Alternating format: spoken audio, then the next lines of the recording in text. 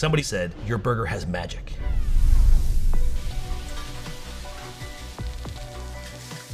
The basic science is that when you smash a ball of beef, you start to render the fat.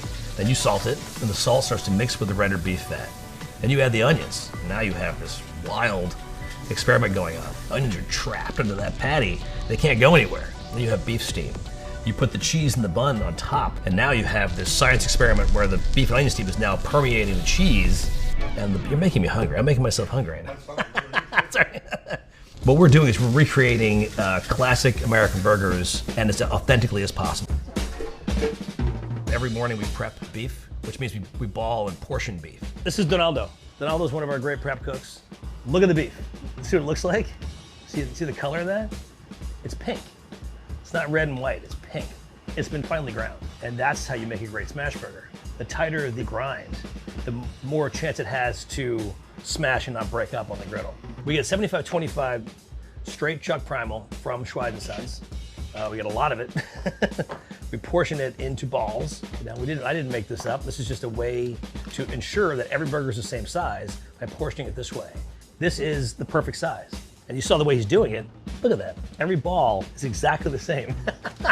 People think it's used for ice cream, but we like to use them for burgers. So 75-25 is not recommended for people who cook at home.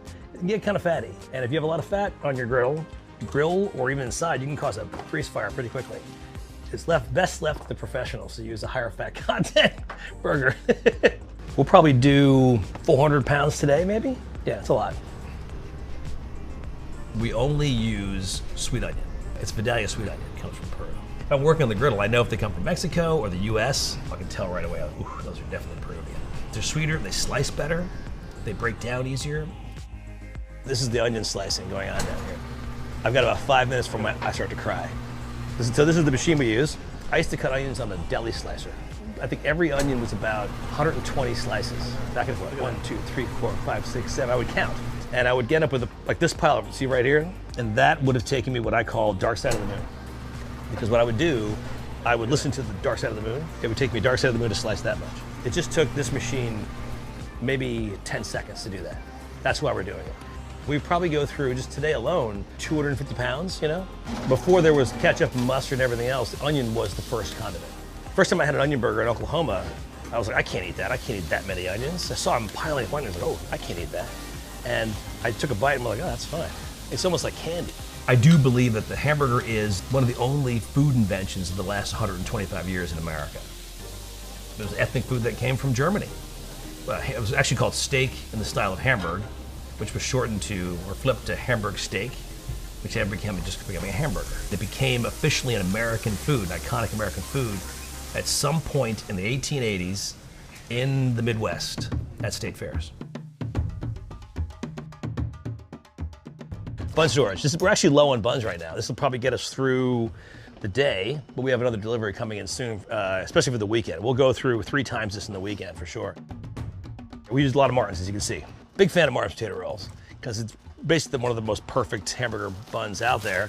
They're a little denser, and they hold up to burger grease and toasting much better than just about any bun out there. A lot of buns, if you toast them, that involves heat, and steam goes through the bun and can start to break down the actual structure of the bun. But because this bun is so dense, it actually lasts a little bit longer in your hand. This is kind of the perfect bun for enjoying a hamburger. When you bite into a burger, the first thing that happens is your nose hits the top of the bun, and it's very important for the flavor profile of the first bite. And with Martin's potato rolls, the first thing you smell is yeast. And whenever you smell yeast, your brain says, "Ho, let's go! Here we go! It's gonna be fun!" And then there's all this crazy action that happens when you take your first bite. And depending on what's in that first bite, hopefully everything that's on the burger, it is going to only add to that experience. Your brain has already been exposed to yeast and that complex compound, and it's just ready for whatever's next. We only have 3 burgers on the menu: the classic smash, the fried onion burger, but we have a special rotating burger called the monthly burger special. For example, right now we have the Doodle Burger on the menu. Doodle Burger comes from now closed Yankee Doodle in New Haven, Connecticut. No one's had this burger in 16 years before we put it on the menu, and people actually got worked up. We had people crying at the counter. We're gonna make a Doodle Burger. We always set up our specials over here in this corner. The bun, it's from Rockland Bakery. It's a pretty standard, small version of a classic white squishy bun. It is the closest thing we could find to what they made at the Yankee Doodle 16 years ago. We're using actually a smaller ball. This is actually a 2-ounce ball. They had smaller patties. It would be too big if it was 3 ounce. So 100% chuck, 75-25. In the case of the doodle, there are people who've actually tried to recreate the doodle, and I was shocked at how they really just didn't get it right. They didn't look at the details. You know, I had to get it in the head of Rick Beckwith Jr., the grandson of the Beckwith family who ran the doodle at the very end before he closed it.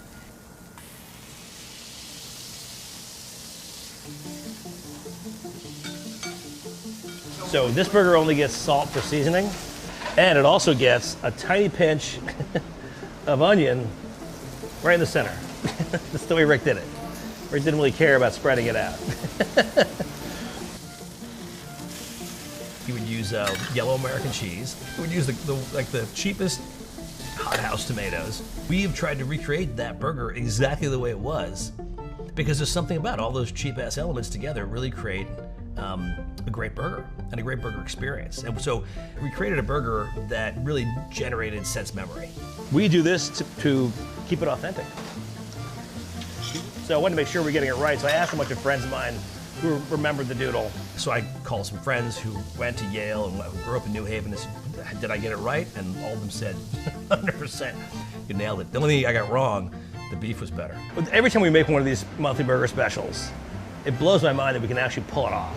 Even the way we have it on the plate was exactly the way the Beckwiths did it back in the day, where it was served open face, served with a small paper ramekin full of red relish. And people look at me and say, what do you do next? I said, what do you think? I said, I think I pick up the red relish and I squeeze it on top. Exactly. I love this burger. This is the bun toaster. This is one of the greatest things we have in the restaurant. It's also fascinating because this is all butter. See, it's all butter. Ooh, see that? It's so basic. I'll show you how this thing works. Butter on there, drop in there. Toaster, that's it. Well, it's very Willy Wonka. You know, it's got drippy stuff happening and it's in the open. It's a wise piece of hamburger machinery. We need it because we toast probably 1,500 buns a day. So I'm gonna start by making 2 onion burgers and 2 all the way singles of that sound. At this point, the Oklahoma fried onion burger is now 102 years old. The other burger on the menu is sort of an amalgamation of what I consider to be one of the most classic, best burgers in America, the classic smash, but specifically all the way, which we call all the way, which is mustard, onion, pickle, MOP, M-O-P. That's it. So it's basically diced onion, a small squirt of mustard, and 2 dill pickle chips, and that's it. And that is pretty classic to the Midwest. So, onion burger gets onions, obviously. First, the smash method only came about for speed because the guys who were selling hamburgers back in the day were usually set up outside of factories, and factory workers only had a short lunch. They had to eat quick. They had to feed a lot of factory workers at the same time. Smashing a patty meant speed. That was it. These are mine. I made these. These are custom made. We have them made at a metal shop in Argentina, but it weighs a pound. It weighs 1 pound. And the angle and everything is designed just for the way I like to make burgers. There's a point at about 7 minutes in when you're cooking, at the right temperature and the right ingredients and everything. About 7 minutes in, the onions break. Almost in the same way like you break down the connective tissue in brisket after like 12 hours, whatever it is, when you're smoking brisket. There's that moment where it just breaks, it just gives up, and we're like, okay, I give up, and that's when it tastes the best. So these are called a setup, the bun setup, right? This is the fastest, best way to make sure your bun is ready for the burger. The reason it's been done for years because this is a very simple way to make sure the buns stay soft. But the buns are already soft as they are, but the buns will collect a lot of airborne beef grease and onion steam. That's all onion steam happening right there. A lot of onion burger guys smash, mash, put it to the side, cook it for 7-8 minutes, and then serve it. I actually like to observe what's going on. I tell all of our cooks to be part of the process, to actually be aware of what you're doing.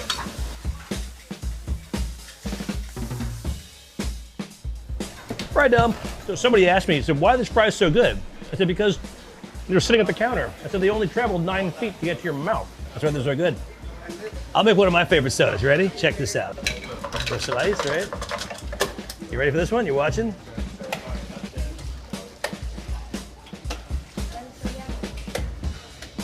Skip Diet Coke, go to Coke.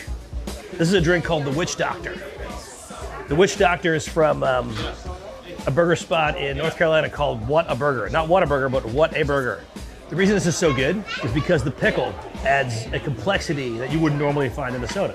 It's not like a one-note sweet soda. It's like a two-note, three-note soda with the complexity of garlic and vinegar, basically, in your soda. It's on the off menu. Maybe it's a secret. I feel like it's been my life mission to make sure that people appreciate the American hamburger on a much more complex, deeper level. There's a lot more to the origin stories of all of these burgers. And I wanted to point out that in America, regional diversity abounds. There's so much going on out there in the world of hamburgers that people just don't realize. Even I don't realize yet. Counter's pretty full right now. This is nice. We're off and running. It's only the beginning of the day. We're open for another 10 hours, 11 hours today. The customer experience really should be positive. People walk up to me and they say, it just feels so good in here. I feel like my job is to make people happy through hamburgers.